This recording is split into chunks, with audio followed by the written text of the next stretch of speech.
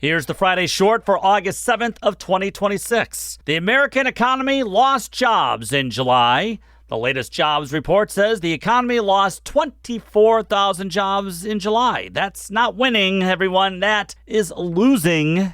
Heather Long, chief economist with Navy Federal, says the U.S. has created a paltry 26,000 jobs per month in the last year. Let me remind you, that's during the Trump regime.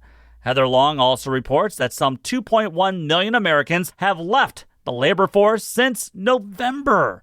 She says some of that is due to lower immigration numbers. You don't say! And some of that is attributable to millions feeling discouraged by the current job market. Wage growth is at its lowest point in 5 years when we were still recovering from COVID, and inflation is at 3.5%. Remember when dear leader Trump and his MAGA cult promised us that the best is yet to come?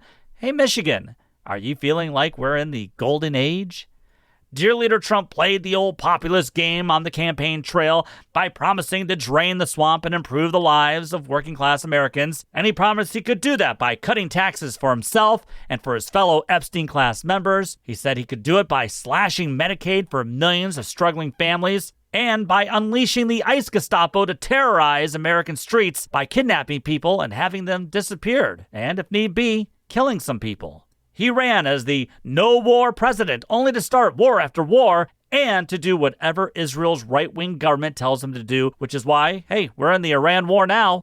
And that's led to higher gas prices, something that he said that he would get a handle on considering all the cash and bribes he received from the oil and gas industries. You would have also thought that the corporate tax cuts that dear leader and MAGA Republicans passed, and we're looking at you, Congressman Tom Barrett and Bill Huizenga and Lisa McClain, and yes, you, John James. You promised that passing corporate tax cuts would have been passed down to the working class, right? Doesn't seem like that's really working too well, except for the corporations. This is also the record. Michigan MAGA Republican Senate nominee Florida Mike Rogers has to defend this election year. And he'll try to do that since he's already called the working class voters out there who are complaining and who are upset about the economy as, quote, nuts. Does Florida Mike Rogers really sound like that he understands Michiganders? And maybe somebody in the Lansing press could ask Florida Mike if he agrees with dear leader who says there is no affordability issue. And then, of course, there's Florida Mike's own crooked and corrupt record, which we'll get to later on. But Florida Mike Rogers is the epitome of why our politics are broken and why the game is rigged for the Epstein class.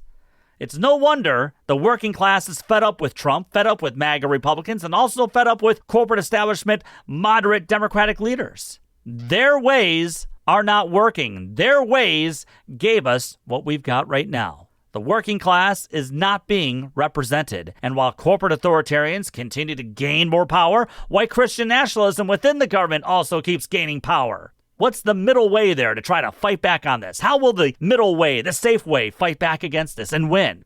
The fascism of the Trump regime is something that we've never experienced before in this country, and that we are essentially giving carte blanche to big tech bro billionaires to run our lives points to a corporate authoritarianism that we have not seen in this country since maybe the robber baron days. Hell, these big tech bros make the robber barons seem kind of quaint.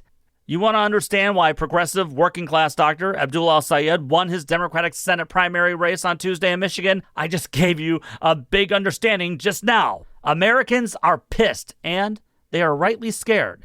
They see their taxpayer money being lost to Elon Musk, being lost to Betsy DeVos in Michigan, and being given away to DTE and Consumers Energy, which owns all of Lansing just about, and they're tired of seeing their taxpayer money going to Israel.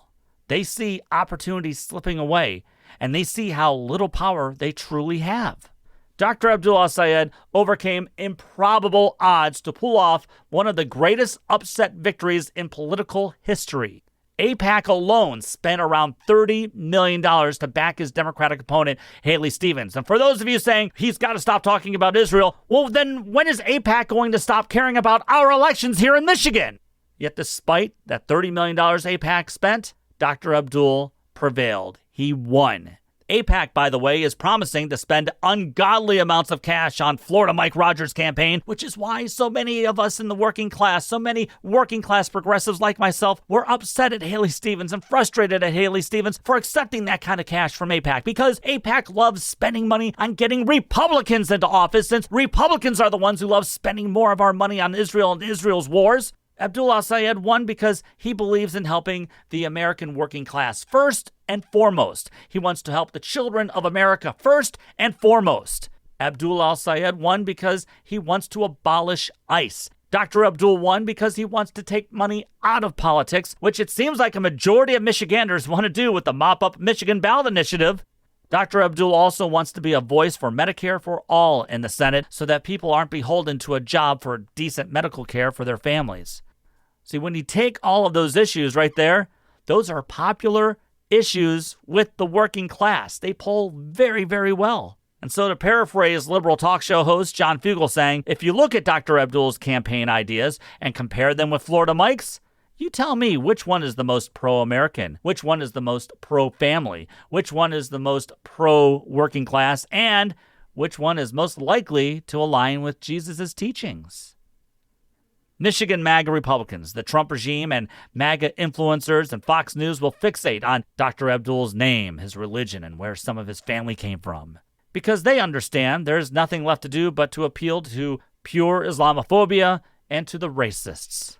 That's the MAGA Republican way. That's the Florida Mike Rogers way. And corporate America prefers it that way because, you see, that allows them to gain more power from it. The more that we're divided, the more powerful they become. But, as Sam Rosenthal from Truth Out wrote here this week, working class Michiganders said, Michigan is not for sale. leftoflansing@gmail.com is the best way to reach me. Follow Left of Lansing on the socials. Subscribe to the show on YouTube, and subscribe and give a good 5-star review of Michigan's premier progressive podcast. And subscribe to the show on Patreon as well. Go Lions and go Tigers, and take the battle to them.